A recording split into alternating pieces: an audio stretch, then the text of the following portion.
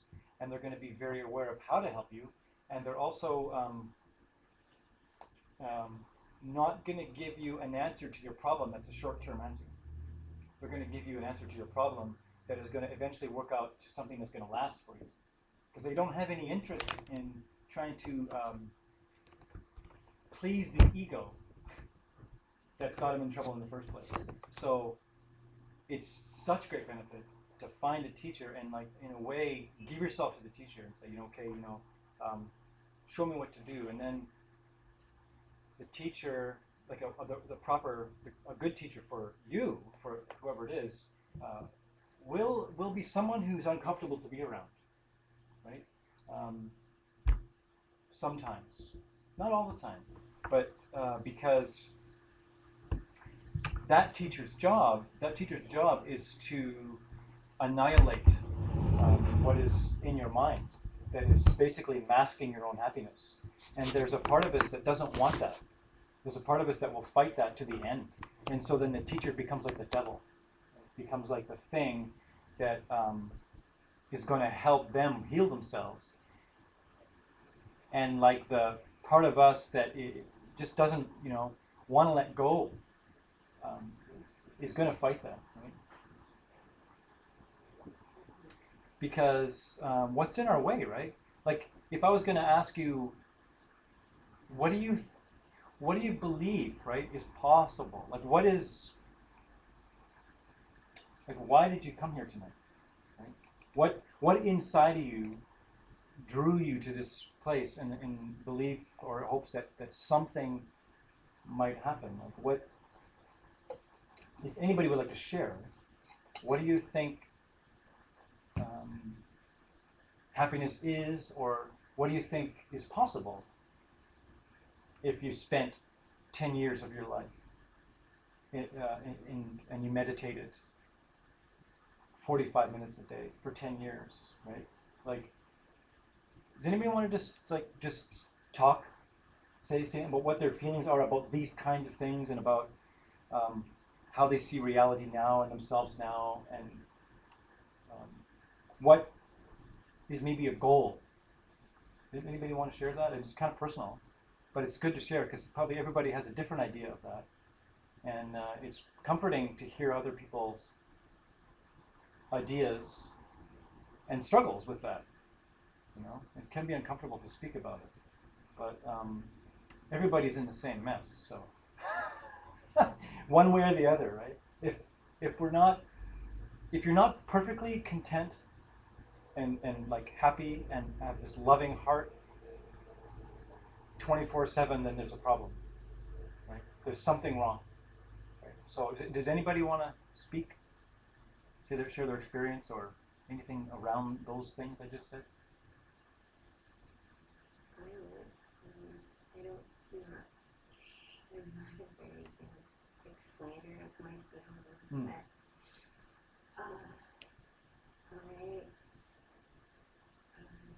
I guess I've been searching for a long time, but my way out was alcohol, and I quit drinking a while ago, and almost 4 years ago, but I wanted to find that place in myself that wants to give and wants to be at peace, and before it was all about me, and I still have a huge ego, and I really want to let that go, and I really would like to help and give back somehow, and I just don't feel like I'm capable of doing that. But first of all, I just would really like to find that peace within me, and to just love unconditionally, and to get rid of all those negative thoughts about everything, because there was a lot. There was a lot when I quit drinking, and then I had to deal with all of the emotional stuff that came up that I was stuffing away for a long time. So in my aunt is a practicing Buddhist, and she lives in California, and we always talk, and, Sarah introduced me to her, and as soon as I walked into the room, I just felt really good. So it's been tough, I'm not going to deny that it's been tough for me to sit down and do it, because I do fight, but I feel like it's getting better little by slowly, but I just really need to work at it, I guess, and just believe that it all is going to be good, and all that other stuff is just stuff, and it's the attachment. We're so in Western society attached to stuff, and it's just ridiculous. And when we talk about that, I can just relate. I like to think I'm a minimalist, but in some ways I guess I'm not, and it's wanting things in my life, like for my job, for instance, like it's tough. It's like I want to ask for a raise, but I don't know if I should, because do I want more money? Is that going to make me happy? But it's also, I need to feel good and confident about myself, and I think there's a place where you have to do that too, but that's where I get confused. So I listened to this other Buddhist monk on a TED Talk the other day. It was awesome. I forget his name. He was French somebody. He was amazing. Anyway, and he talked about, again, peace inside and the whole world of here in the Western world, how you just go alone. There's no looking at really what is peaceful, and talked about the Buddhist monks in Tibet, and how they can, the Buddha super private. He was really funny, he was really good, but just how they have nothing, and they have the happiest people, and the expressions and smiles on their faces, and they're peaceful, just peace, and I love that. So you think that's possible for you? Yeah. Well, that's I good. really hope. Yeah.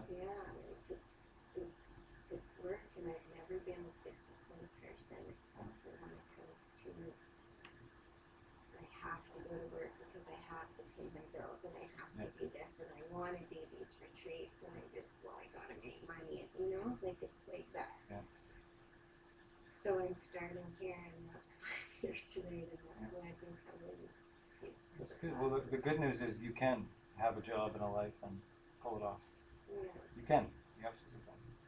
Absolutely can. You don't have to become a monk. You don't have to sell all your stuff. You don't have to make less money. You don't have to you don't have to sacrifice, right, the way that we think we may have to. You don't have to do that. You just have to have a different point of view. Anybody else want to share anything right now? I too want to just let go of all the negative feelings and just live a new baby. I just want to start peaceful and give her everything that I can in a good way. Just because the world can be such a negative place. I just want to have a better view of the world so I can be a better mom. Right. Pass on a better view. Yeah, pass on a better view. Yeah, that's nice. Does anybody else want to say anything? I want to say something because Micah's known me for a long time. She knew me before I meditated, and she knows me now. I've been meditating for a long time. And I don't think that I could have known what would happen, what the results would be. And it wasn't until I met, I think you can hope, right? I could hope I could know about monks and people and read books, and everyone's like, meditate, it's the way. But I don't think I could have known the results that I got. I just have to do it and keep doing it. Right? Yeah, and it's very helpful to have a teacher who has the results on them. Yeah, you definitely can't know. How could you know? Anyone else? Come on, Wesley, give us some big words. Wesley's our big word master. He's a scientist. What's that, Wesley? It's really going to take up a lot of time. Yeah. Well, No, so one of the things when specifically you said what is your goal, and Yeah. one thing I was tempted to say I don't know, but it ain't Yeah. this. Yeah. So it starts with that. Yeah. So that there's got to be something better, different, and one thing I'm beginning to realize, it's a strange sort of, if I can put it, it's going to be something different, but not in the way I thought it was going to be. And it's also kind of it's almost like I've had this through my life, I think, several times. But the weird and sort of scary part is that when you transform, then it's not what you think it's going to be, because what you are is different than what it was. So it's kind of scary in that thing. Yeah, it is frightening. It is. The transition is like not terrifying, frightening, just kind of surreal. Yeah, but my experience of that phase was that I didn't. I really felt like there was no ground underneath me, like the ground that you thought was there is really not there. Right? Yeah. Anybody else? I guess I could say, like, what Nishi was saying, I've been thinking recently about the idea of like instant gratification and how we're so used to kind of doing an action and getting a result in the samsaric as a result way, right? Immediately, and seeing something. And I think for me it's been a real roller coaster this whole path. And there was a real honeymoon period of thinking that, yeah, this is it, this is the thing, because I've been searching for so long to find something that seemed to fit right and this felt like it fitted right. And that was unexpected for me. And then the honeymoon period happened, and then it becomes that whole, well, I don't feel like I'm seeing the results, and I haven't got that gratification, and like I'm split into two people, and I'm constantly having to battle. So it's kind of getting worse, actually, before I hope it gets better. And then keeping that hope and sitting there and saying, like, I hope that I will become this, or I'll be able to have a clear mind and release my mental afflictions and change the way my mind is thinking. And that's really wavering, and that links into motivation, and motivation is the key, right? To sit down on the cushion and just do it. And it's amazing how many other things, I'm not working at the moment, but I can find so many other things that I can do in my apartment that I live in on my own, so there's not even another person to distract me.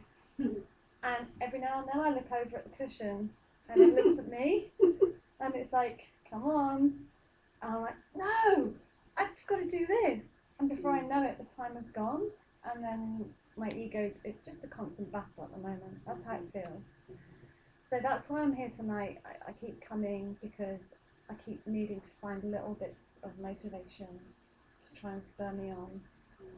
And yeah, exactly what you were saying earlier. It's so easy to slip back into that, the samsaric kind of, the push-pull, right? The kind of the attachment to things. And actually, I'm just going to put that Buddhist stuff to one side, and I can get instant results from this thing, this Sure. Get a fix. thing which is in front of me right now. But then I've been experiencing suffering that comes from that thing that is so positive in the moment, and then there's suffering that follows it. So Yeah, so Amanda's been using some Buddhist terms like samsara. That's not really a Buddhist term, I guess it's kind of a wider term than that, but and then Amanda also said, this path. So just so that you know, Amanda has apparently chosen, maybe she's not sure yet, to follow a certain path, and it's like Tibetan Buddhism, and in that the word samsara means like the cycle, and the cycle of being forced into being reborn, getting sick, getting old, dying, and just being reborn, and then and trying to make yourself happy, like in a samsaric way, would like, as Amanda said, would be like trying to make the world work out, right? Trying to think that, okay, if I play my cards right, if I, roboclaws this and roboclaws that, I can make this thing look exactly how I think it should look for me to be happy. And we all know that has never happened, and is not going to happen. There isn't a configuration of details that you can put together that's going to equal your happiness. It's never ever going to work. It's never going to work. So, when you hit a certain point in your practice and you actually realize that, that's a very important point in your spiritual career. That's a very, very crucial moment in your spiritual career, because it's like, and that when I say crucial point, that crucial point might be a year, because it may take you a year to wrestle with that, like keep trying to make the world work, and then going, okay, no, I have to, right? I have to change my mind so that the world looks different to me. Like you're saying, right? You want to pass on a nicer world. And yeah. Because in Tibetan Buddhist terms, we've lived countless lifetimes. So this lifetime is like that. They say, do it, there's a, may I become totally enlightened in this very instant. And when they say in this very instant, they mean one lifetime. So it's a common theme, right? I mean, everybody, it's amazing. Like, make no mistake, the beings that are around you in your life, no matter who they are or what they're doing, they're trying to figure out some way to be happy. Whether they're going to be meditating or watching hockey or whatever it is, it's just their way of trying to get some happiness. And it's a certain kind of being with the I don't know, you could say certain kinds of things in their mind that they've been born into this life with, that eventually reaches a place where they go, okay, I need to figure this out for real, right? And when you hit that place, I need to figure this out for real, then the shit hits the fan, as Amanda was saying, because things get really crazy. And then while you're going through all this craziness, the other people around you that may not have that goal, and they're happy. They're bloody happy to get their paycheck and watch hockey. They don't know they think you're crazy. What are you doing? Why are you making yourself suffer like that? And you have to hold the line and realize that the sort of the essential, you could say, or the essence, or the being that you are is actually free of those afflictions. We just have to learn to relate to that being, and it takes some time. And it takes some time, and it takes a very different way of behavior, and it takes a very different way of looking at the world and other people, so that you can put into your mind the things that are needed for the afflictions to fall, right? Because it isn't like you're trying to become happy. It's more like you're trying to get rid of the afflictions. Because after the afflictions are gone, there will be something left. It'll be you without afflictions, which is basically you happy. And that's good news, right? Because that's not like you don't have to become something. You just have to get rid of something. And how do we do that? These weeks are all based on this method of working on two things: stillness and analytical meditation. And they're both very important. They're both crucial. Stillness is building a still platform for your mind so that you can actually be sane enough to actually be aware of what's happening around you and in your mind. And then learning to have wisdom or analytical process to convince your own mind and prove to yourself that reality is not appearing to you and the way that you think it's appearing to you. And it's a whole game changer, and it's like the ultimate healer, really. It's the ultimate healer, is when you have a very deep understanding that the world that you're perceiving is actually coming from you. And when you get that for real, when you really actually get that, that changes everything. Because the world isn't going to change for you. The people around you aren't going to change for you. No one's going to orchestrate something for you. Right? It's something inside has to shift, and certain things need to be put into the mind to then flower so that no matter what you're looking at, it is perfect. And it's going to have to be coming that way. The only way that you're going to be able to see perfection and beauty and love is if it's going like that. Otherwise, what's the point? If it's up to the world, then you can't. You can't. It has to be inside of here. And,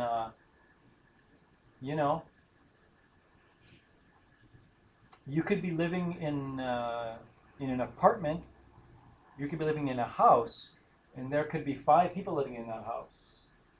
And there are 5 completely different houses. There are 5 different worlds in that house. And everyone is seeing something completely different. And you may not even know it. You may have a completely enlightened being in your house. You don't even know it.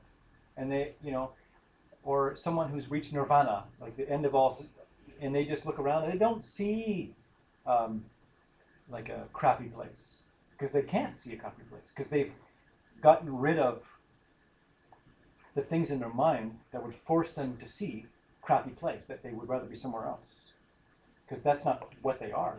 So these are the problems we need to deal with, is the problem of thinking there's something else, somewhere else we should be to be happy, because we're always where we are. There is nowhere else you can ever be. Right? And it's that niggling thing, right? The grass is always greener. And it will always be greener. There will always be some other grass somewhere that's nicer than your grass, until you finally get comfy with your grass. That's just the way that it is. That's just the way it is. And there are methods, and one of them is getting a still mind. So we'll do a meditation now. Our first meditation will be one to cultivate stillness, and the next one will be one to cultivate some wisdom.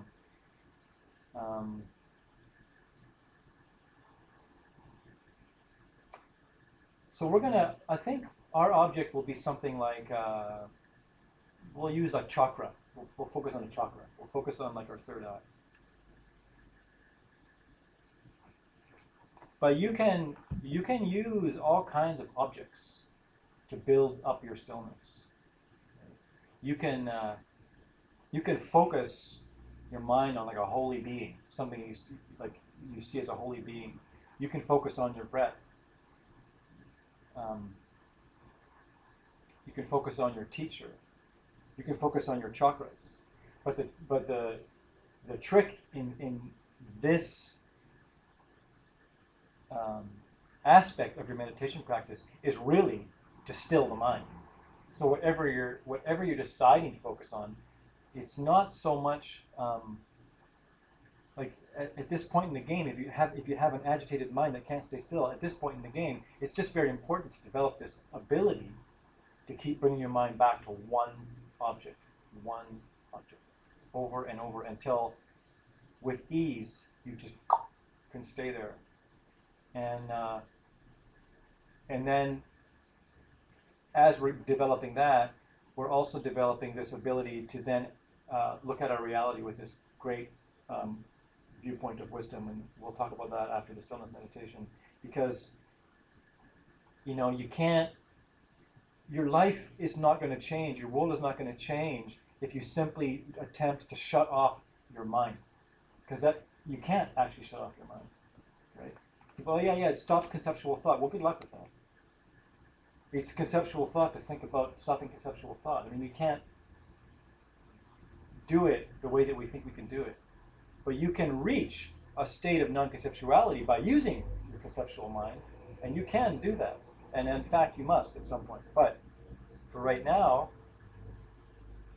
let's get into our meditation pose. And you can do your meditation lying down on your back if you like. You can do your meditation sitting in a chair. You can do your meditation sitting on your cushion.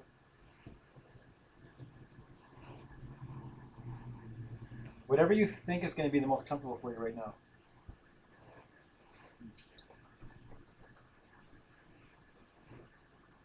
Is it happening?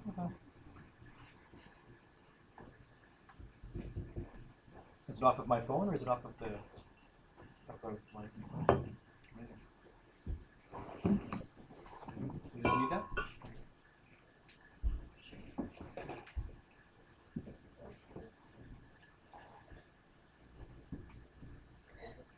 No, just thinking.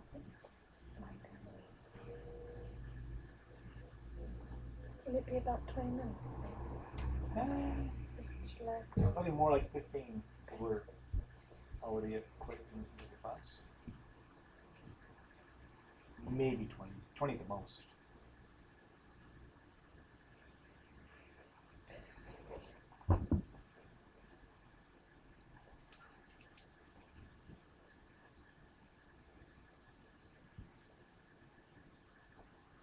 So I'll ring the bowl. And it's nice to have a bowl, something to make some kind of sound that you can jump onto with your mind. And see if you can be aware of the moment that the sound is gone. A great way to start to still your mind.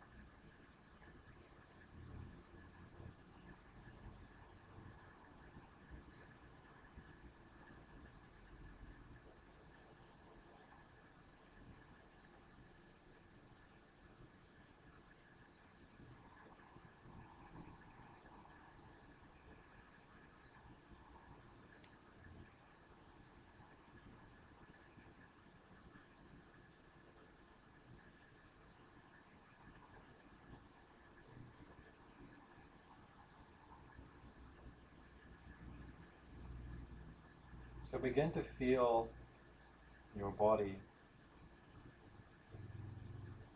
where it meets the ground.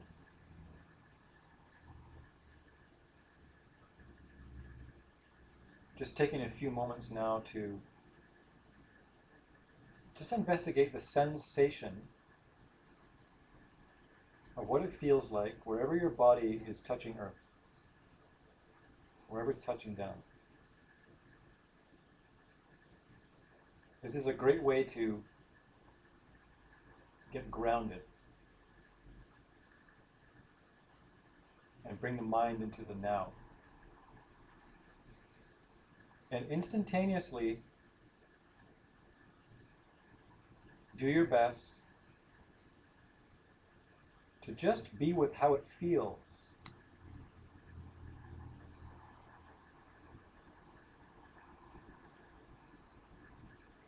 And try not to let the mental images that will be attached to those feelings, the mental images that are showing you like a picture of your body lying down or a picture of your body sitting,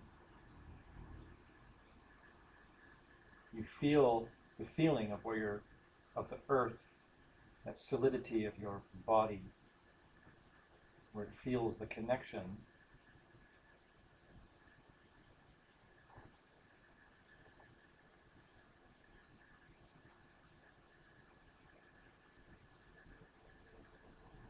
And simply stay with that feeling. And each time a mental image comes up that wants to tell you what that looks like, let it go. You can use your exhale as this discard and discard it on the exhale. And then on the inhale, just go back to the feeling. What does it feel like in each passing moment?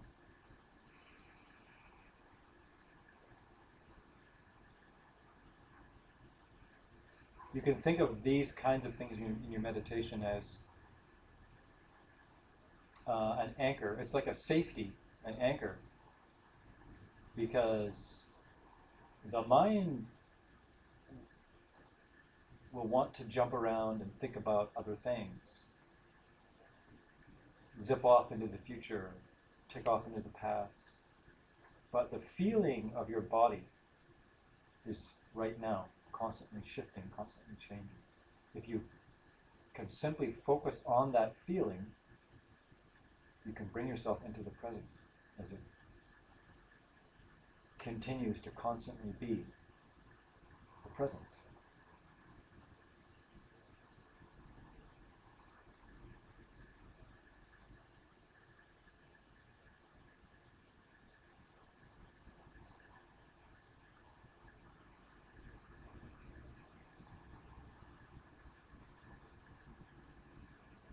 And this meditation, this could be enough for someone wanting to build their stillness.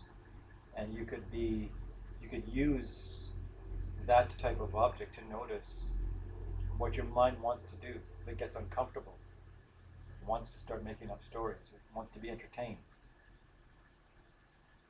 Just keep staying with the feeling and let go of the mental process around the imagery.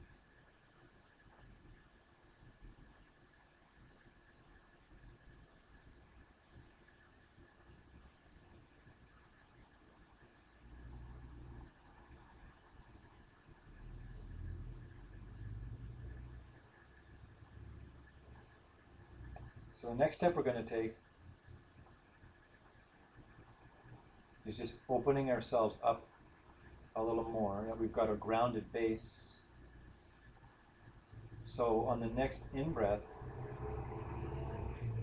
make it a nice and luxurious, deep in-breath.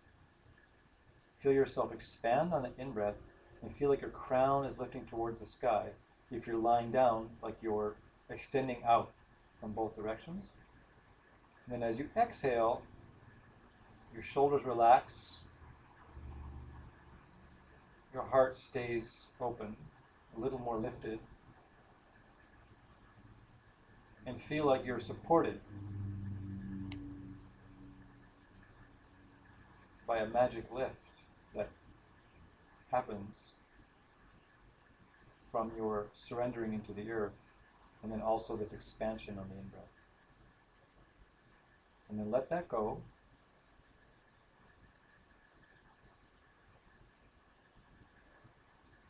And now be with the breath at the tummy. Be with the sensation of the rise and fall of the belly.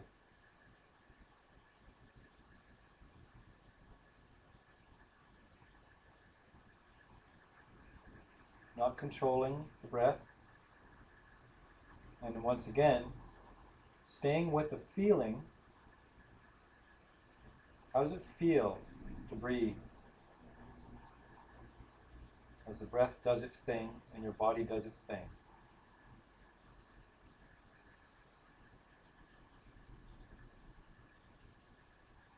Constantly returning to just the feeling and tossing out all the mental pictures that want to give you a play-by-play, a little movie about what's going on. Just let that go and just stay with the simple feeling.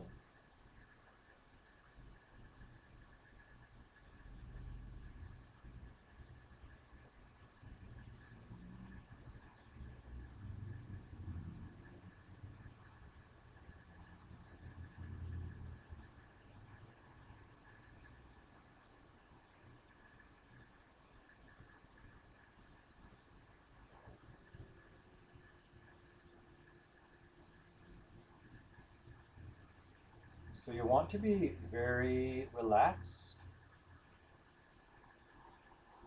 and alert.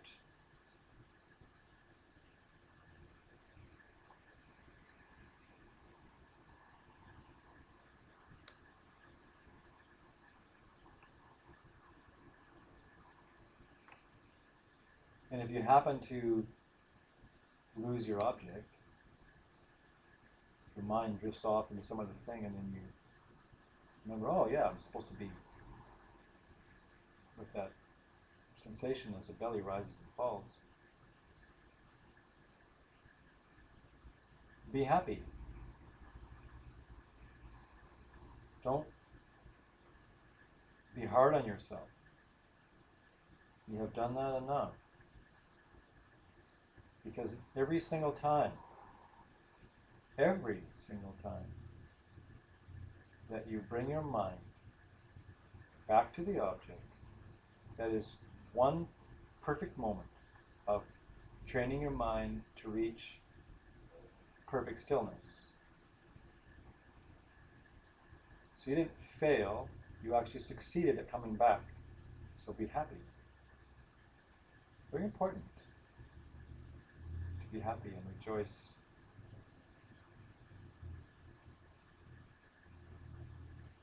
Because if you beat yourself up in your mind, the chances of you continuing to meditate decrease, because who wants to meditate with a bully? Be kind.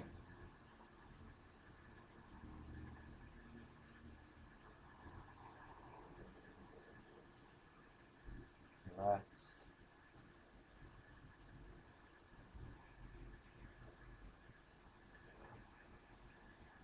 Now let's move the object higher and into a more subtle, more refined object. So now we're going to watch the breath as it passes the nostrils.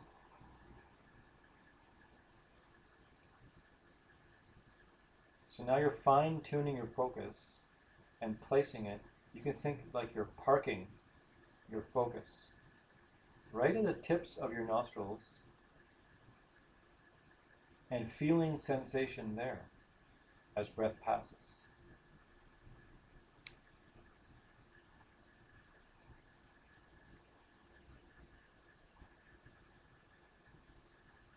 Watch for anything that wants to control the breath. Just let the breath go.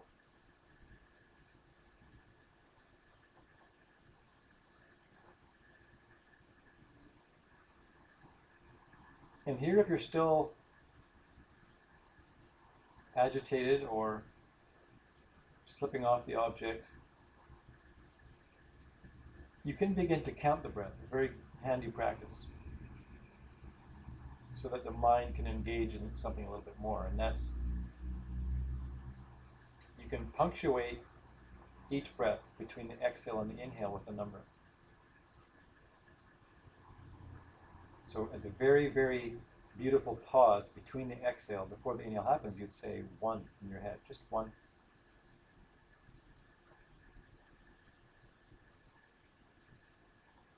And then add the number 2 at the next pause of breath.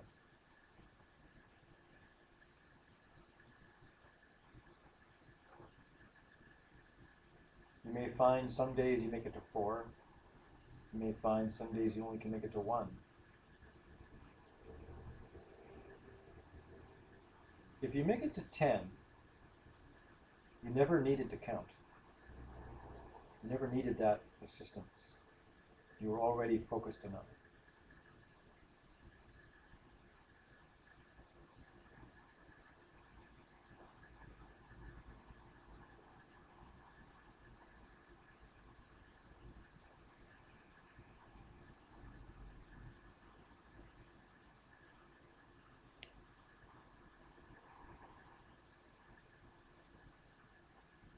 Same rules apply. If you lose count, forget you're counting, if you are counting, or lose your breath. Just relax, rejoice, be happy, come back. Be happy that you've come back to lucidity. And start at 0. Begin counting again.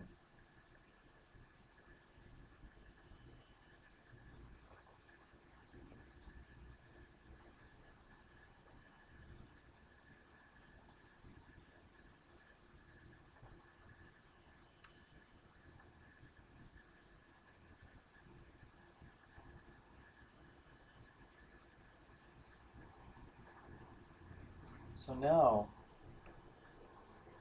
curl the tongue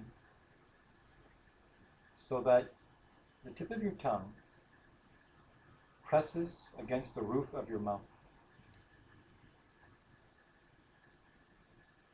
Feel the pressure there, this little point. And then visualize directly above that point, up in your head. So as if the 2 points of between your eyebrows and at that point of the roof of your mouth intersect. Maybe you draw 2 imaginary lines. And that where they intersect, start to look at or focus on a pinpoint of light. And then relax the tongue. You've let go of the breath now. And you're now focusing on a pinpoint of light in the center of your head. We'll call this like your third eye center, your wisdom center.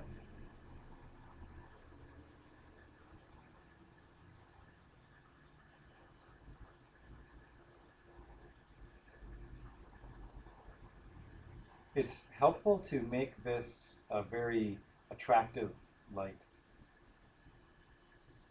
It's one of these methods that you can use is you can visualize this as a tiny diamond, very small, about the size of the head of a pin.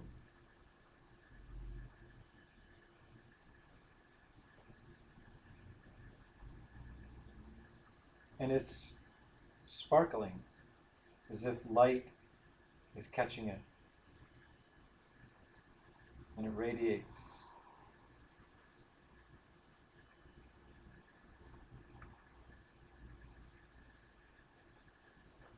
Now the process here is simply training the stillness of the mind by focusing on a crucial point or a inner focal point of a chakra.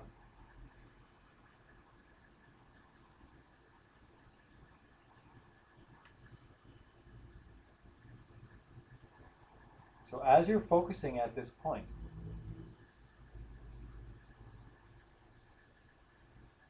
notice if any tension mounts in your body. And let it go on the exhale and continue to focus at this diamond.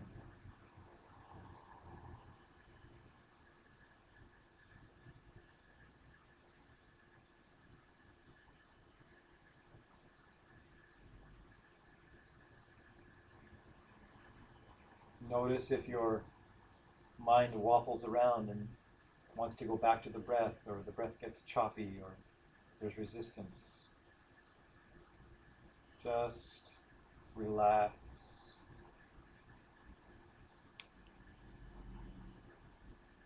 And keep coming back to just looking, as if there was some part of you that could just look at this pinpoint of light.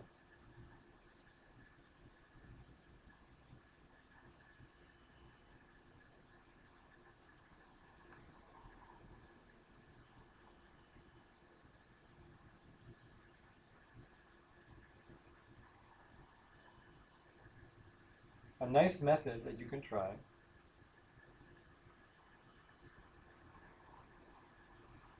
is you can visualize that you're actually breathing from this place. And that as you exhale, you can see it like light or a breath leaving from this point, this diamond, out your nostrils, as if your nostrils were caves, maybe sea caves, and it's water going back and forth, or clouds. And as you inhale, this stream of light or stream of breath comes back in and makes the diamond a little brighter. And as you exhale, the breath leaves this place out your nostrils and comes back in your nostrils on the inhale. If you're having trouble with simply watching the diamond,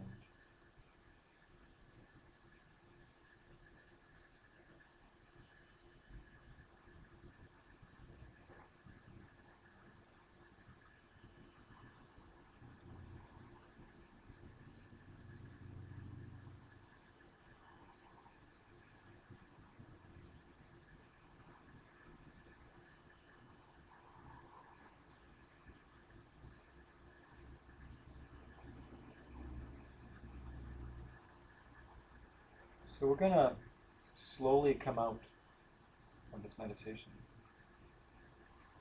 and try and see if, as you're coming out of the meditation, you can stay with some part of your mind seated in this center of your head, this diamond light.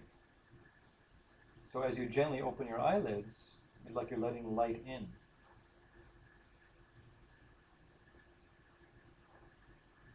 But also try and have the experience that you're actually lighting up the room by opening your eyes, and that the light is coming from that diamond in the center of your head. And that is a part of you that's hooked in there and resting there as you open your eyes.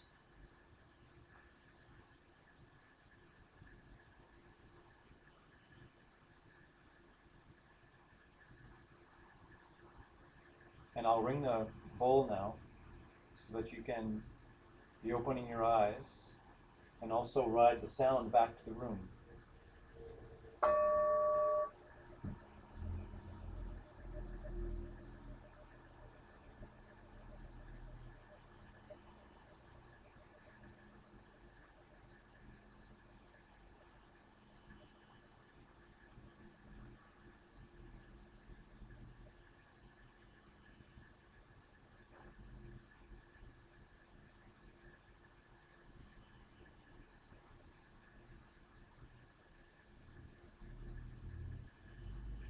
So coming out slowly, if you're lying down and you feel like having a stretch, and reaching your hands and toes away from each other, stretching. And if you're sitting, if you feel like you need to shake out your legs, maybe you don't. You know, if you feel like you need to move your legs around, you can shake your legs out or straighten them. And maybe you feel quite comfortable, and you're going to remain sitting just as you are.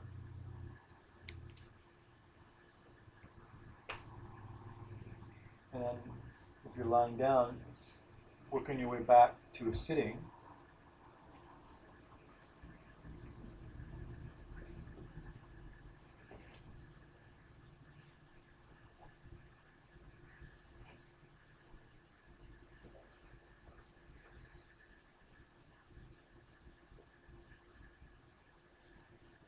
That's nice meditation, right? It's nice to be here, right? Is there some? You see, there's. Hopefully, we'll get a chance to talk more about these kinds of things in upcoming classes too. So there's certain points in our subtle body that is very beneficial to place your mind, and one of them is there. Another one is at the heart. Another one is down here at the navel. Those are like there's many places you can go, but those are typically three places that are um, very conducive to having a peaceful mind. I mean, I'm sure you feel a little more peaceful right now, right? There's some kind of right.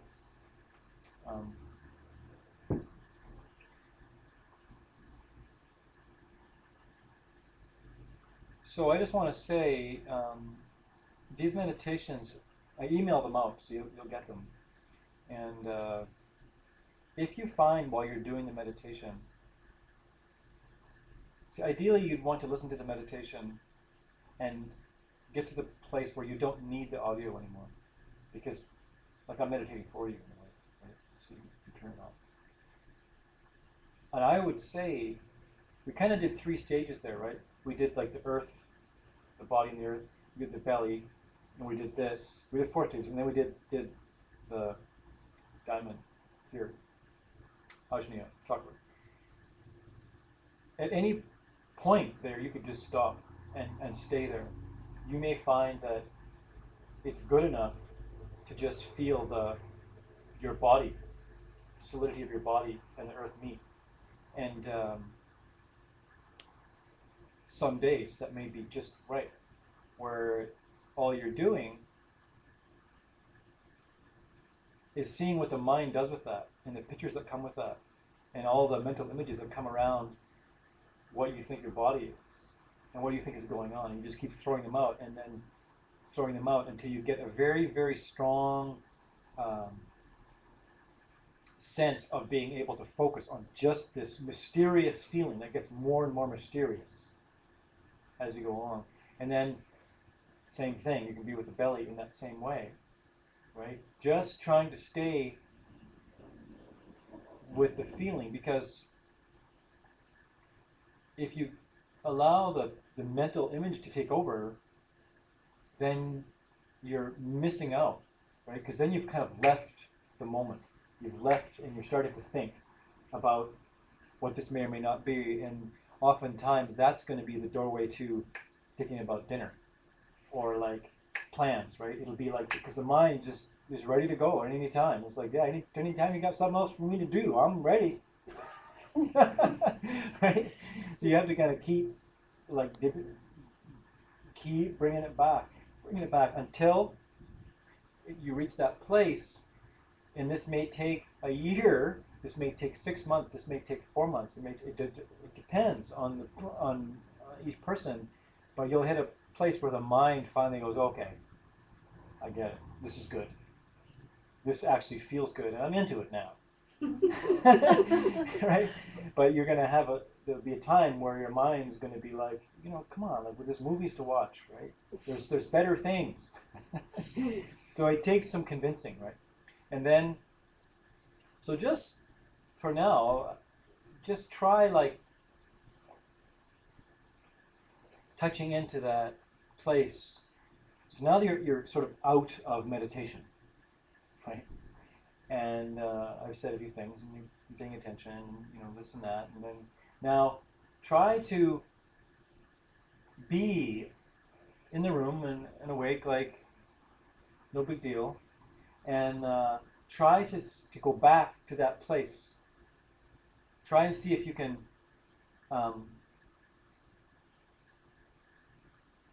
be in touch with that place at the same time that you're looking. It'll be weird at first, but the point is there will be a day when that's just your home, right? That's your home. And then you walk around in your interactions with people, and you're very like grounded and kind of centered, and you're experiencing the world from this place, which trust me, it's a better place to experience the world from. up against the glass thing that everybody's up against the glass all the time, right? Or like so far in the back, right? There's kind of like two kinds.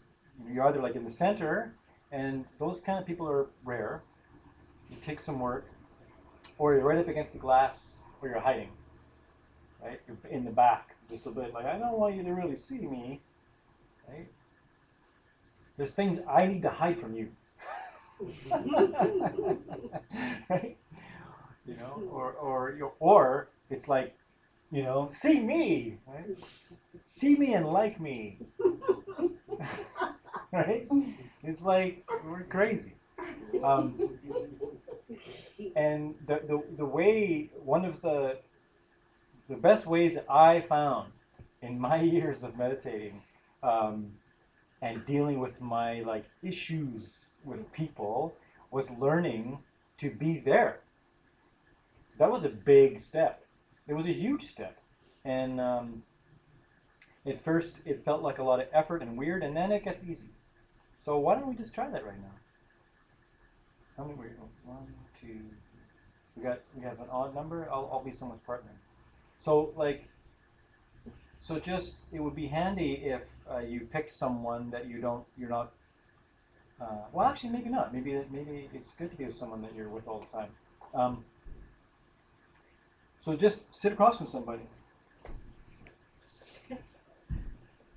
So I'll be. So do we have an even number without me? I can't think right now. No, we do. So I'll be someone's partner. Okay. Okay. I'll be someone I'm very familiar with. I'll be Leslie's partner. Okay. Doesn't matter?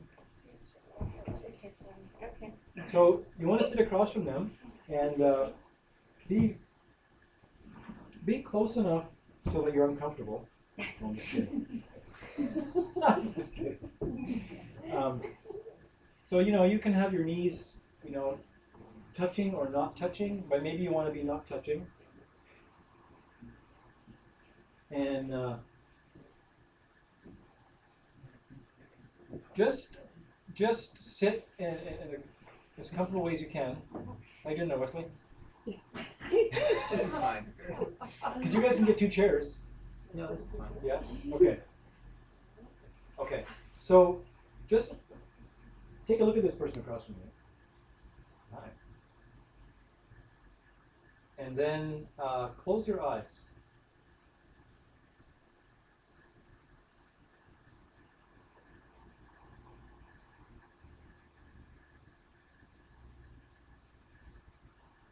And then it should be not too difficult because we were just there in meditation.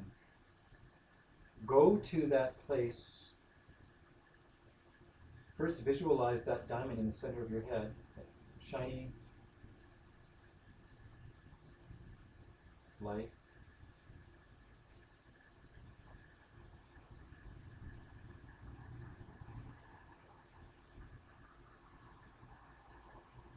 And then begin to feel like you're actually, with your eyes closed, being aware of your world, or whatever awareness you have right now is from that place. Because if you were looking out of that place and perceiving whatever it is that your mind is perceiving right now with your eyes closed.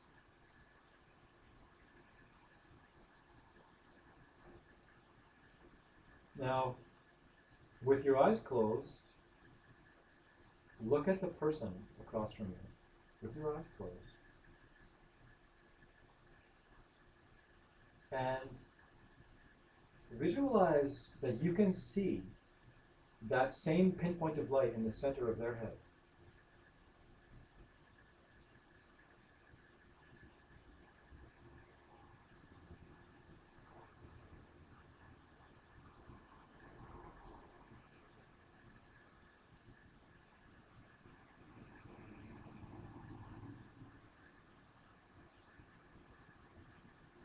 And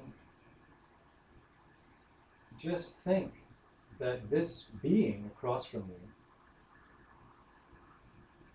is more than just their physical body.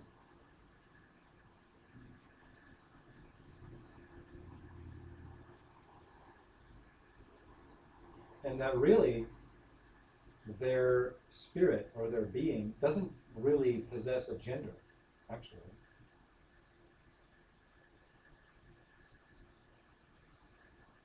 There's no boy-girl going on, actually. Being to being.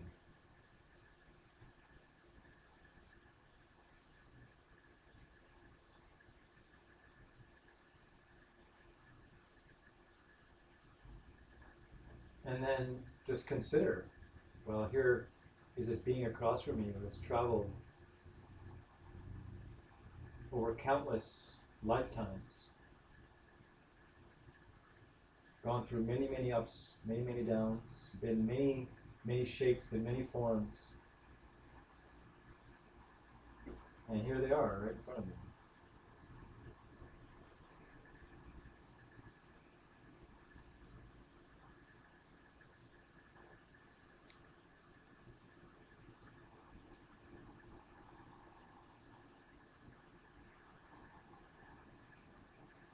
And then go back to your own focus in your own center of your own head and just consider that that place is the seat of your wisdom, say, and it's just been there for time with no beginning. It's been there forever.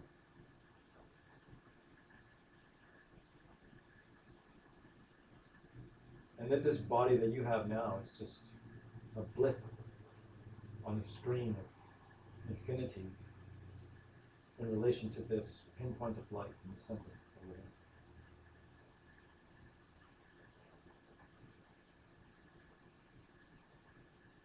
And just think that everything that you've done, in your life, you've done your best to try and figure out what's going on in this insane place.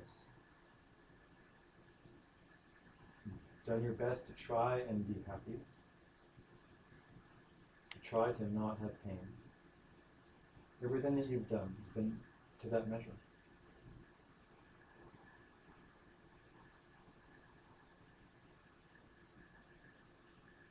And that this being across from you is just like you.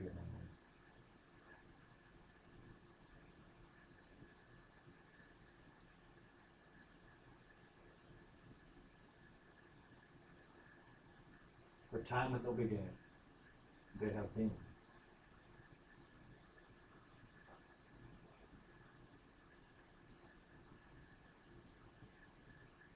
Now, we're going to slowly open our eyes and without words say hello to this person across from you.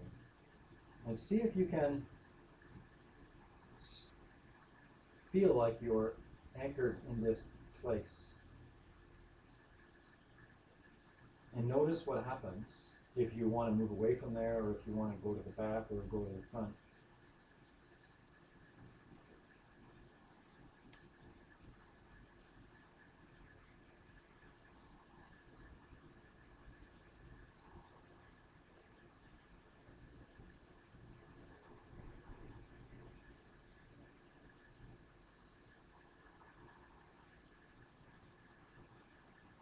And just be with them.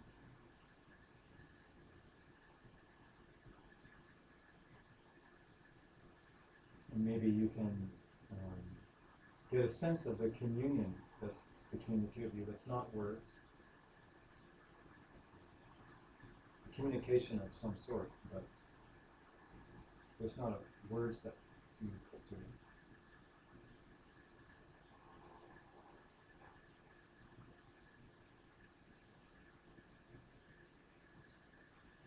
So just play around and see if, as you're looking at them, you can move your focus more to the front.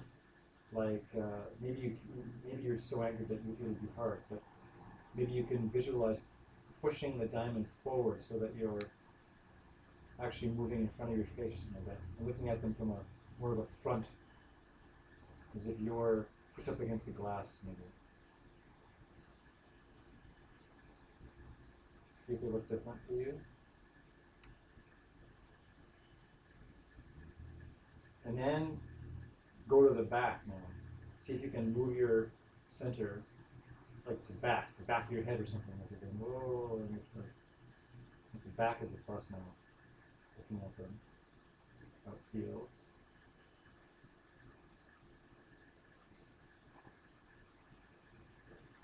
And then come back to the center.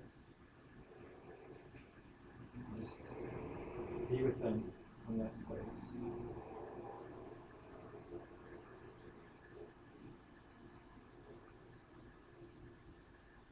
See if you notice any change in your body. And come back to center.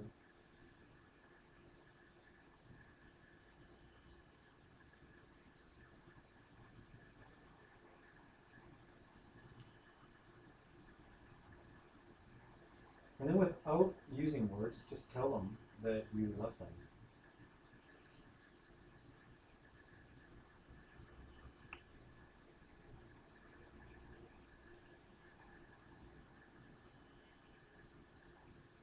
And maybe you can recognize a feeling that that's all anybody really wants, is to be able to do that and feel that. To be in love with someone doesn't mean that you're like falling head over heels in like this romance love, but you can be living like in love in yourself with another person. And that has to be from a place of like neutral center.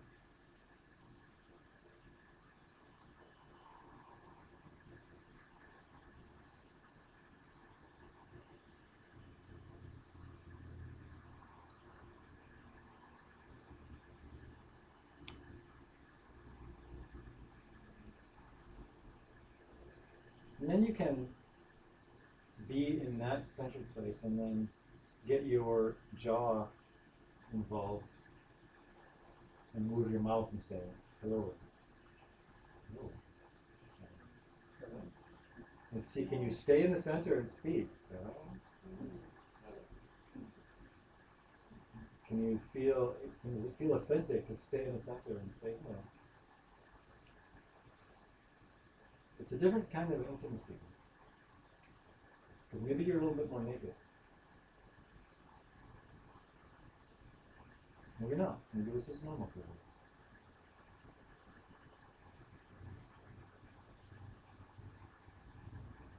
So let's say thank you to your partner. And let's come back. Like we're doing official business and back in class.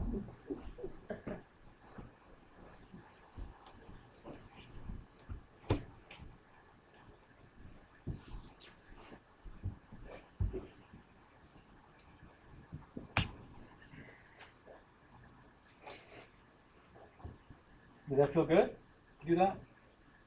Yeah. Yeah.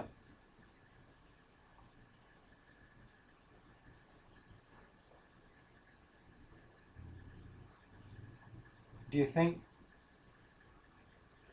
how often do you think that happens, you know, between yourself and another in the world, right? Not very often. For most people are going to say, not very often, right?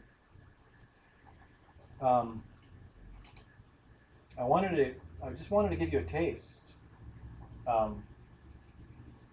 because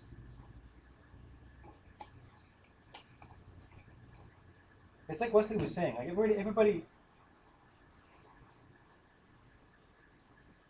there's a common theme of there's something wrong, right? And it can be fixed. And like Wesley was saying, we can't, I know it's different. I know that it's going to be different than this, but I don't really know what it is. And after like years of meditating, I started to get this deep sense that wherever I was going to reach, I wasn't going to get the benefit. Because I knew that the me that wanted wasn't going to actually ever know it. And it was a strange time for me. It was like, yeah, because the us, right, the me that wants it to appear a certain way, and that's the me that's causing all the trouble, right? That's the me that's basically not happy with the way things are. and he was just like a troublemaker. He's a constant troublemaker. Within our own selves and within our own minds. So, if you can just do that, like that meditation that we did, and if you just do that meditation, and you spend 20 minutes every day doing that meditation, and then you say, okay, 4 times today, 4 times, damn it, I am going to look at somebody like that. I'm going to look at my wife like that, or my husband like that, or I'm going to see a stranger on the bus or at the office, and I am going to try and do whatever I have to do to try and get to the center of me, and I'm going to give them a real, genuine hello to you, being a, timeless continuum, infinite being that is not a boy or a girl. Right?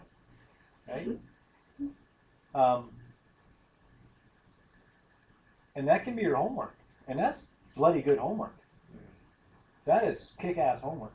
Because that will change your whole reality. That will change your whole reality. So this, we kind of went off a little sideways in this course, and we're only going to do one meditation today. I think it's enough. Next week, I think what we'll do is we'll do more of the analytical thing, because this is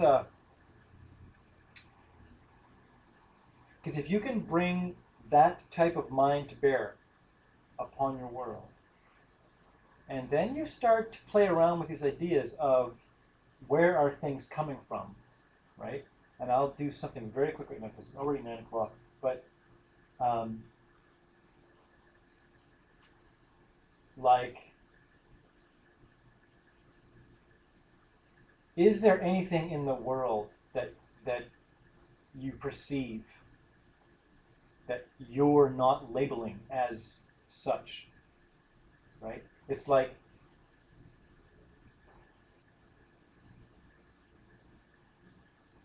you could say, where does clock come from, right? Like if you want to say, okay, I'm looking at a clock here.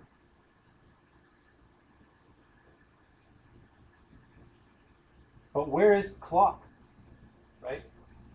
It looks like, as you look at the object, and it looks like there's a lot of clock here.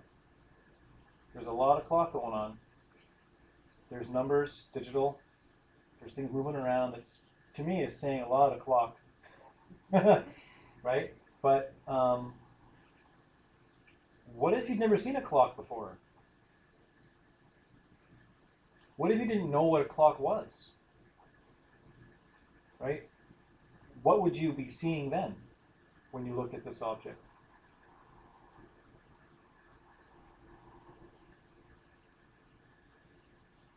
So we don't have time to really go into this, but this is like a little teaser, because this is the crux of everything. If you can cultivate a very, very still mind, and then use that still mind to then be thinking about, okay, if there was no clock in my mind, then where is clockness coming from? The clockness monster. Where is it coming from, right? Because if it was in here, then everybody would see a clock. It would just have to be that way. A dog would see a clock. A dog would know the time, right? It would just have. So there's something going on that we must investigate so that we can understand, right? So, okay, sure, John, yeah, I get that. I can get that if I had no clock in my head, I couldn't actually see clock, right? You couldn't. But why? What makes us who we are is what we see, what we actually are forced to perceive. Because it's not like we have a choice. You look at this thing and it's not like you're choosing, okay, I choose clock. there's no choice there. We think we're in control in the moment. We're actually not. And that's a great freedom if you take it all the way down to what that means. But it's easy to do that with these kinds of objects. And it's harder to do with your friends and your enemies and your lovers and your irritating people and the people that you think are wonderful. And it's like, well, wait a second. Didn't John just say that if I didn't have a clock in my mind? So there's something inside of me that was there before this even showed up. Okay? So then what about when you run into an irritating person? Could you see an irritating person if you didn't have irritating person in your mind first? Right? Something's fishy about how we're seeing reality. And see, we're making the mistake all the time. That is an irritating person, get away from me and I'll be happy. The more time I spend away from you, the happier I'm going to be. Right? But then you go and you ask around. And you find out, well, no, there's lots of people that love this person, actually, which is weird. So there's irritating inside you somewhere that needs to paint something with it. So what our business here, our very lucrative business, is to get that person out of your head so that you can never see an irritating person ever again. If you want to get rid of irritating people in your world, then you got to get rid of the one in your head. Because the one in your head is all irritating people. There isn't any irritating person that's out there. There never was. Sorry. But that's good news. Because, guess what? We always see the beautiful people, right? Have you ever noticed, wow, that person's so amazing.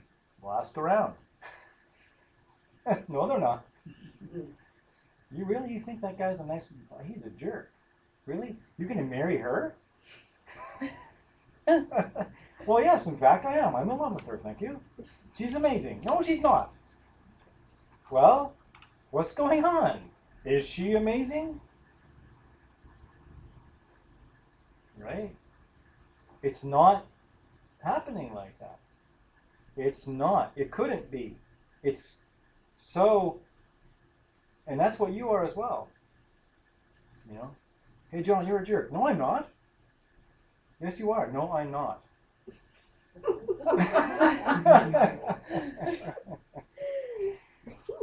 Oh, yeah. Oh, yeah. I mean, it's up to you. I mean, it's whatever is in your mind is what you see yourself as. So we just got to figure out what to take out of your mind so that you can see yourself as a totally enlightened being. It's simple. It's not like, it's a simple formula. It's not like you have to, reshape your bones. It's not like that. You need to still your mind enough and think about these kinds of ideas, and we're going to talk about them a lot in the next few weeks, so that when you walk out in the world, you can understand that it's, right? The world is not happening to you. You're happening to it. You are happening to your world. So, do everyone a favor and figure your out. Yeah. That's the only thing to do, right? That's all, right? Because between now and the end is some process of figuring out how it is that you can fall completely in love with everybody all the time. That's what you want. That's actually what you want, right? You may not know that yet, but it is what you actually want, and it's completely attainable. It's easier to do that than like make $1 million and keep $1 million. Like, what are you gonna do? You can like spend all kinds of your time, figuring out ways to make life look a certain way to you, or you can take some of that time and go on your cushion and actually do something that's going to work. All right? It's your choice. You got to make that choice because nothing else is going to work, and you got to commit yourself to that. But I can't convince you of it. I can only tell you. But okay, that's class. So for this week, then just stillness, right? Yep. For this that's week, we're doing just stillness this week. Stillness. Stillness, and you can, okay, I'll give you homework. Stillness. Your homework is 4 times. Look at somebody like that. 4 times, but you might want to up the number. They're not gonna look back at you. You just gonna Doesn't catch matter. them. Doesn't Okay. matter. Thank Doesn't you. matter. It's not up to them. No. You don't have to. You don't have to like. Hey, kid, come here. I got some homework. Sit down. I got some homework to do. Just relax. Just relax. It's not gonna be weird. I do that to people at work. They snap. Maybe not. You'd be surprised. Okay. Marge, I never knew. You're coming up. This is great. Really, Marge? You'd be surprised. People, they want. Okay. So no, it's not dependent upon the other person. It's secret. It's your secret mission. Okay. And notice what happens and what you go through. What are you going to go through? Right? What's on the line? What's at stake? Right? You'll find out. I actually, you might be surprised to find how many people are looking at you that way. That's good. That's a good point. It is good. And that's a good point that Wesley's making, because if you look at someone like that, you'll find it easier to be with yourself like that if you see others like that. If you look at someone, what has to happen? If you look at someone and you go, well, here's a being, here's like a holy being, what then immediately do you have to feel about yourself? It's immediately easier for you to feel like you are that too, if you try to see that thing in somebody else.